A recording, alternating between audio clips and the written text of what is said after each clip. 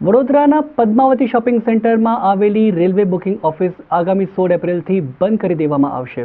વડોદરા શહેરની મધ્યમાં આવેલ પદ્માવતી શોપિંગ સેન્ટર દૂર કરી અહીં હેરિટેજ સ્ક્વેર બનાવવાના આયોજન અંતર્ગત ઇમારત દૂર કરવાની તજવીજ પાલિકા તંત્ર દ્વારા હાથ ધરવામાં આવી છે। ત્યારે પદ્માવતી શોપિંગ સેન્ટર ખાતે કાર્યરત રેલવે બુકિંગ કાર્યાલય આગામી તારીખ 16 એપ્રિલથી સંપૂર્ણ બંધ કરી દેવામાં આવશે, જેથી અહીં બુકિંગ કરાવવા આવનાર મુસાફરોને હાલાકી વેઠવી પડશે। શહેરની મધ્યમાં હેરિટેજ સ્ક્વેર બનાવી વડોદરા શહેરની એક હેરિટેજ સિટી તરીકેની ઓળખ પુનઃ પ્રસ્થાપિત કરવાના હેતુસર તંત્ર દ્વારા કાર્યવાહી ચાલી રહી છે, જે મુજબ પાલિકાએ પદ્માવતી શોપિંગ સેન્ટર દૂર કરવાની પ્રક્રિયા હાથ ધરેલી છે। આ માટે અહીં દુકાન ધરાવતા તમામ વેપારીઓ સહિત સરકારી બિન સરકારી કચેરીઓને પણ તેઓની જગ્યા ખાલી કરવાની તાકીદ કરવામાં આવી છે અને આ માટેની નોટિસ પાઠવાઈ ચૂકી છે, જે અંતર્ગત પદ્માવતી શોપિંગ સેન્ટર ખાતે આવેલ રેલવે બુકિંગ ઓફિસ आगामी तारीख 16 अप्रैल ने मंगलवार थी बंद कर देवामा आवशे।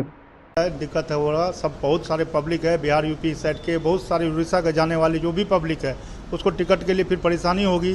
वो लोग को जाने के लिए कुछ मिलते नहीं, ट्रेन नहीं मिलती है, तो ट्रेन कम है, ऊपर से एक टिकट ये बंद हो जाएगा तो फिर और पब्लिक लोग यहाँ पे त्रास होंगे उसके लिए।